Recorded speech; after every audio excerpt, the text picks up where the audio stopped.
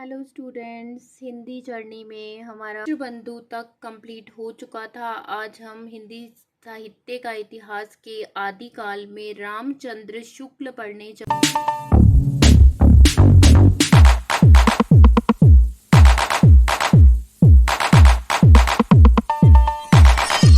रहे हैं।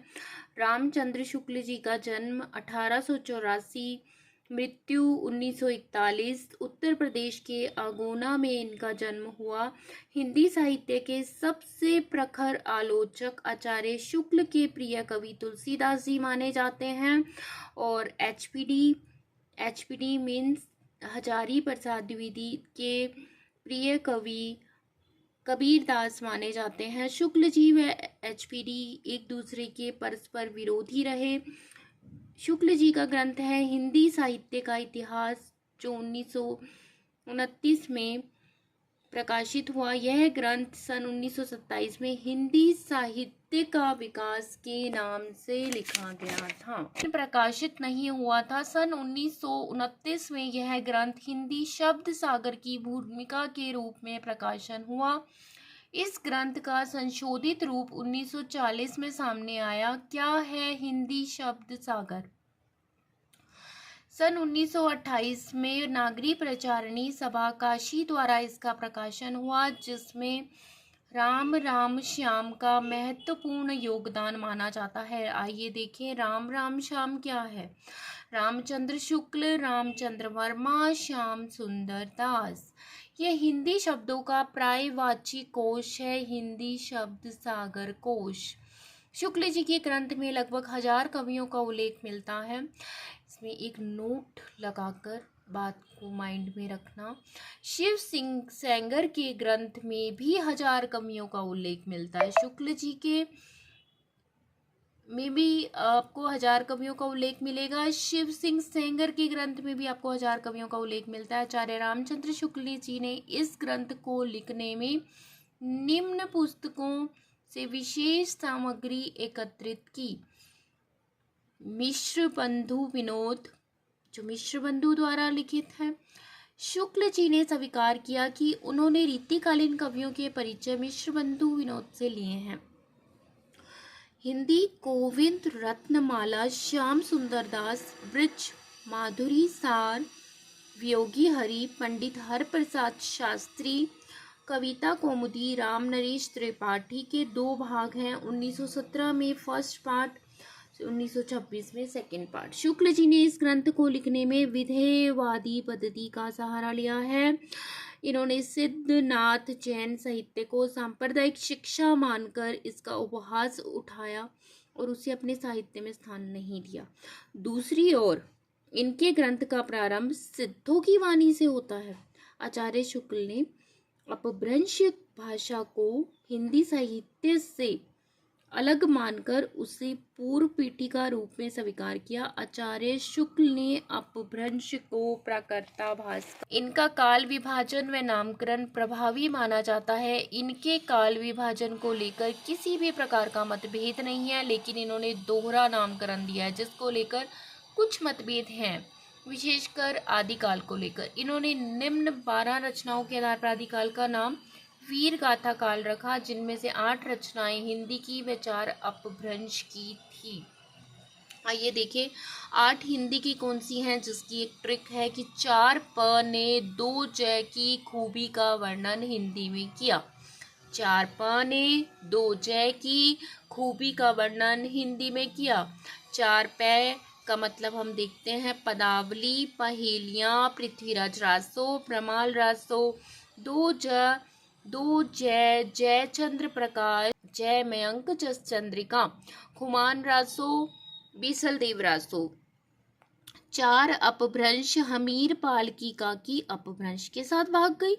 हमीर पालकी काकी अपभ्रंश के साथ भाग गई। हमीर हमीर रासो, पाल विजय पाल रासो, की काकी की कीर्ति लता, कीर्ति पताका।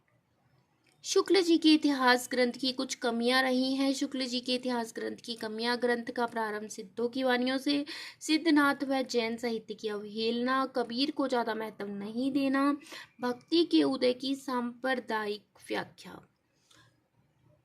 इनके बाद है राम कुमार वर्मा। इन्होंने अपने इतिहास ग्रंथ को हिंदी भाषा का उद्भव व विकास 7वीं शताब्दी से माना है। इन्होंने स्वयंभू को हिंदी का प्रथम कवि माना। इन्होंने अपने इतिहास लेखन में अधिकांशतः शुक्ल जी द्वारा अनुकरण किया है। अपने ग्रंथ में आदिकाल का नाम चारण काल रखा, लेकिन बड़े दुर्भाग्य की बात है कि इनके ग्रंथ में चारण कवियों का उल्लेख ही नहीं है। आदिकाल में निर्गुण काव्य धारा के अंतर्गत सूफी काव्य धारा नाम दिया। इनके ग्रंथ का आधार शुक्ल जी का इतिहास ग्रंथ है। ग्रंथ का नाम हिंदी साहित्य का आलोचनात्मक साहित्य। यह ग्रंथ 1938 में लिखा गया। इन्होंने इस ग्रंथ में अपभ्रंश के कवियों को भी शामिल कर लिया जो प्रारंभिक नहीं है। संपूर्ण इतिहास ग्रंथ को 5 कालखंडों में विभाजित किया है। यह ग्रंथ अधूरा है। इन्होंने 5 में किया है, लेकिन शुक्ल जी ने 4 खंडों में विभक्त किया। इस ग्रंथ का तीसरा भाग प्रकाशित नहीं हो पाया। अंतः साक्ष्य का उल्लेख करते हुए 25 ग्रंथों की चर्चा की गई है। आइए अब हम देखते हैं हजारी प्रसाद द्विवेदी। आचार्य शुक्ल के वैचारिक प्रतिद्वंदी। अभी हमने पीछे भी पढ़ा था कि ये दोनों एक दूसरे के परस्पर विरोधी हैं। गणपति चंद्रगुप्त के अनुसार संभवतः एचपीडी ऐसे पहले व्यक्ति हैं जिन्होंने आचार्य शुक्ल की अनेक मान्यताओं व अवधारणाओं को सफल प्रमाणों व तर्कों के आधार पर खंडन किया। हजारी प्रसाद द्विवेदी के प्रिय कवि कबीरदास थे, जबकि शुक्ल जी के तुलसीदास थे। आचार्य द्विवेदी जी ने आदिकाल को अत्यधिक संघर्षों व व्याघातों का युग कहा। द्विवेदी जी के अनुसार हिंदू समाज में एक और जाति ढूंढ ही लेती है। द्विवेदी जी के अनुसार हिंदू समाज में नीचे से नीचे समझे वाले जाने वाली जाति भी अपने से अपने नीचे एक और जाति ढूंढ लेती है। द्विवेदी के अनुसार हिंदी का संत काव्य सिद्धनाथ साहित्य का विकसित रूप है। द्विवेदी जी ने हिंदी साहित्य के विकास को सांस्कृतिक चिंतन धारा का विकास कहा है। सांस्कृतिक चिंतन धारा का विकास किसने कहा? द्विवेदी जी ने। इन्होंने कोई भी इतिहास ग्रंथ नहीं लिखा। इनकी कुछ पुस्तकों में इतिहास संबंधी विचारों को व्यक्त किया गया है, जो इस प्रकार है। 1940 में हिंदी साहित्य की भूमिका, 1952 में हिंदी साहित्य का उद्भव व विकास, 1953 में हिंदी साहित्य का आदिकाल, नागरी प्रचारणी सभा काशी द्वारा हिंदी साहित्य का वृहद इतिहास जो 16 खंडों में विभक्त किया गया। इन्होंने अपने इस इतिहास ग्रंथ में काल विभाजन का आधार ईस्वी सन को माना तथा हिंदी साहित्य का उद्भव व विकास 10वीं शताब्दी से माना। आचार्य द्विवेदी को आलोक पर्व निबंध पर 1973 में साहित्य अकादमी पुरस्कार से सम्मानित किया गया।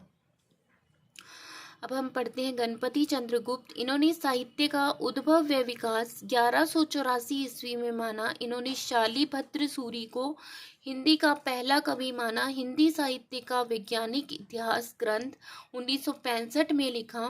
इस इतिहास ग्रंथ को 3 कालखंडों में विभक्त किया गया। अन्य महत्वपूर्ण इतिहासकार व उनके ग्रंथ हिंदी साहित्य का विकास पद्मूलाल पन्नूलाल बख्शी। हिंदी साहित्य विमर्श भी इन्होंने लिखा है। हिंदी साहित्य व संवेदना का विकास राम स्वरूप चतुर्वेदी। आप राम स्वरूप चतुर्वेदी के किसी भी कथन में देख लीजिए, संवेदना वर्ड तो आपको मिलेगा ही मिलेगा। हिंदी साहित्य का विकास किसने किया? पद्मूलाल पन्नूलाल। विमर्श भी उन्होंने किया। हिंदी साहित्य धीरे धीरे बढ़ा। हिंदी साहित्य धीरे धीरे बढ़ा। हिंदी साहित्य धीरेन्द्र वर्मा। आधुनिक साहित्य नंद दुलारे वाजपेयी। आधुनिक हिंदी साहित्य डॉक्टर लक्ष्मी नारायण वार्ष्णेय। हिंदी साहित्य की प्रवृत्तियां नामवर सिंह। हिंदी साहित्य का आधुनिक इतिहास आधुनिक हिंदी इतिहास लक्ष्मी सागर वार्ष्णेय। और हिंदी साहित्य का आधुनिक इतिहास हिंदी काव्य धारा राहुल सांस्कृत्यायन। हिंदी काव्य संग्रह महेश दत्त शुक्ल। हिंदी साहित्य का अतीत विश्वनाथ प्रसाद।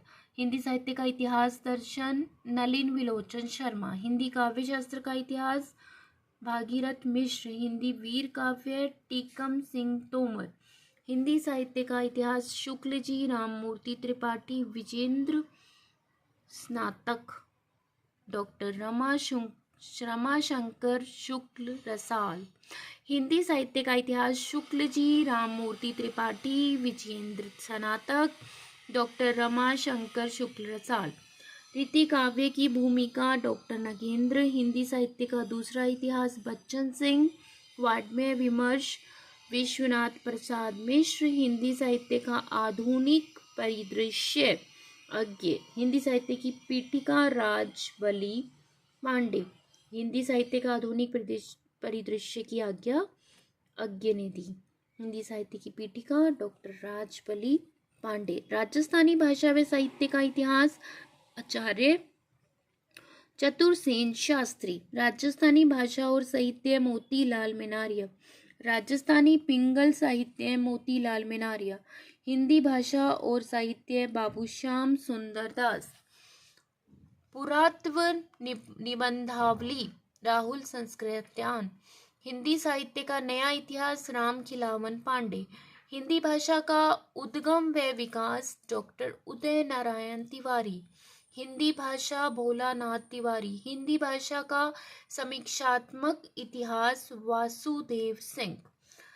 ये हमारा प्रमुख ग्रंथ व लेखक कंप्लीट हो गया है। अब हम नेक्स्ट वीडियो में काल विभाजन व नामकरण पढ़ेंगे। Thank you students. थैंक